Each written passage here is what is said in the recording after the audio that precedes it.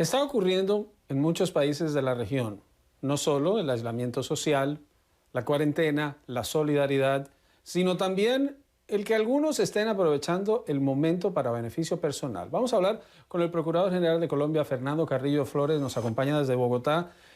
Procurador, gracias por acompañarnos. No es un problema que se limita a Colombia, pero los titulares lo recogen en los últimos días. Ni siquiera en época de crisis como la actual, quienes son amigos de apropiarse de lo ajeno, y estamos hablando de recursos públicos, lo dejan de hacer. Así es, Juan Carlos. Un saludo muy especial a toda la audiencia de CNN. Lamentablemente, muchos estamos en cuarentena. Yo diría que tal vez el 80 o el 90% de la población aquí en Colombia, pero la corrupción y la politiquería, la utilización de los recursos públicos para beneficio particular, desgraciadamente no se ha ido de cuarentena. Y por eso tenemos que levantar todas las defensas del Estado. Aquí tenemos una alianza en los organismos de fiscalización, la Fiscalía, la Procuraduría, la Contraloría, para vigilar que se gaste hasta el último peso adecuadamente, que no haya sobrecostos en los contratos, que las personas que entreguen, por ejemplo, los mercados a los pobres. Estaba viendo el informe que ustedes hacían sobre la Argentina. Esa es la gran crisis de los países pobres, que realmente el aislamiento lleva a mayor exclusión social, a pobreza y al hambre. Y no podemos permitir que se cometa la infamia de que se lleven esos recursos que son para los pobres, recursos que son escasos en nuestros países, y se destinen a que se conviertan lo que es hambre para los pobres en un banquete para los corruptos. Y hay que destacar, hay diferentes casos puntuales en Colombia, en otros países, pero estamos hablando de negociados de gran nivel, de cifras muy altas que involucran a funcionarios de diferentes niveles. En medio de la parálisis que genera esta cuarentena, ¿qué pueden hacer ustedes de manera real para que la gente crea que de verdad sí hay una voluntad de frenar estas prácticas? Sí, aquí la clave es que el Estado no puede parar. Hay agencias del Estado como la justicia que no tienen que parar. Y más la justicia que vigila que no se cometan actos de corrupción. En estados autoritarios, y aquí siempre hay una tentación autoritaria, pues hay países que han cerrado los despachos judiciales completamente y la justicia no funciona, o las investigaciones penales.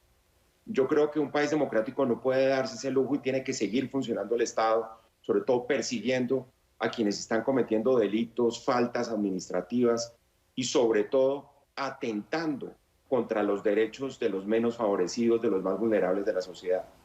Como en el caso de los insumos médicos, Juan Carlos, que lo estamos viendo también por todo el mundo. La moda es la especulación, la moda es, por supuesto, el desabastecimiento por especulación, el acaparamiento, y no podemos permitir eso cuando se están convirtiendo en artículos de primera necesidad para la supervivencia del cuerpo médico, de todos los equipos sanitarios y de la gente que tiene que salir a la calle en estas épocas de confinamiento. Lo que han detectado es de oportunidad, es porque se está en una pandemia y hay muchos recursos destinados, o es simplemente la forma en que se opera normalmente de quienes viven de lucrarse de los recursos oficiales.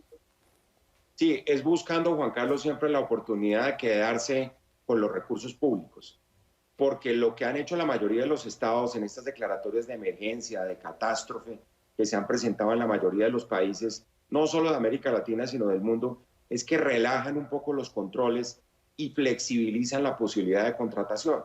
Es decir, no con los condicionamientos tradicionales precisamente para que la contratación sea absolutamente transparente. Pero necesitamos mantener que, pese a que se flexibilizan o se aflojan esos requisitos para la contratación pública, digamos el caso de mercados para los pobres, digamos el caso de unos auxilios en dinero que se están entregando, pues independientemente de eso, hay que garantizar que la corrupción no se apodere de esos recursos, y en eso es en lo que estamos y deben estar todos los países, porque los amigos de lo ajeno pululan y rondan por todos nuestros países. Luego hay que levantar, repito, las defensas del Estado para que eso no suceda. A usted le corresponde vigilar la conducta de los funcionarios públicos. Acá estamos hablando de funcionarios públicos, estamos hablando de funcionarios electos, estamos hablando de personas que toman un juramento y ese juramento ahora, al parecer, para algunos, no para todos, no hay que generalizar, pero para un número importante no tiene mucha validez. Pues Juan Carlos, ahí está el punto. El punto está en la forma como se hace la política en la mayoría de nuestros países, en donde se llega a los cargos públicos para pagar favores políticos, y eso es lo que estamos tratando de evitar. Uno no puede permitir, por ejemplo, que unos mercados con los artículos básicos de la canasta familiar, que van a garantizar la supervivencia de una familia, se entreguen con criterio político. Se le entreguen, por ejemplo, a los amigos o a los áulicos o a los cercanos porque han apoyado políticamente a determinado alcalde, a determinado mandatario territorial. Eso hay que erradicarlo. Y eso es un delito, repito, quitarle la posibilidad a una familia que puede estar sufriendo hambre sencillamente porque no tiene comunidad a nivel de relaciones políticas con quienes están en el poder. Eso, además de un delito, es una infamia. Y quiero preguntarle otro tema sobre el que usted alertó y lo invito para que volvamos a conversar cuando tengan casos concretos y procesos en contra de quienes están aprovechándose de esta tragedia. Pero advirtió usted también sobre la calidad y cantidad de los exámenes que se están haciendo en Colombia para el coronavirus. ¿En qué va eso?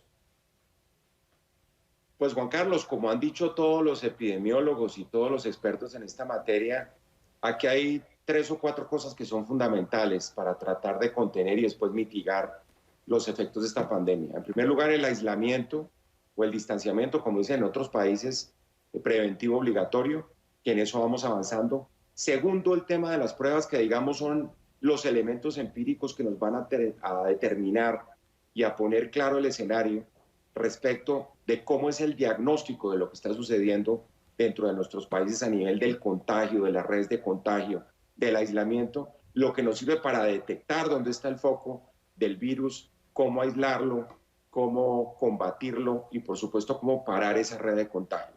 Y ahí ha habido problemas, y son problemas que tienen que ver con el mercado internacional de esas pruebas. Lamentablemente, parece que los reactivos, por ejemplo, se están acabando a nivel internacional, que suponen la posibilidad de dar resultados inmediatos en el caso de las pruebas. Nosotros vamos en un nivel intermedio, hay países que van mucho más adelante, los países del sudeste asiático que, por ejemplo, han tenido éxito relativo en lo que se llama técnicamente el aplanamiento de la curva, es decir, bajar las posibilidades de contagio, demuestran que cada día hay que hacer pruebas, pruebas y más pruebas. Esa parece como la fórmula mágica. Nosotros hemos insistido mucho en eso aquí en Colombia y no podemos bajar la guardia y tenemos que seguirlas haciendo. Y hay que hacer pruebas en los hospitales, por ejemplo, en relación con los médicos, que pueden ser asintomáticos. Procurador. En los sitios donde hay aglomeraciones, como las cárceles, por ejemplo, también. Se nos acabó el tiempo, pero la invitación para que sigamos hablando y que la gente siga denunciando a quienes se aprovechan de esta tragedia. Fernando Carrillo Flores, Procurador General de Colombia.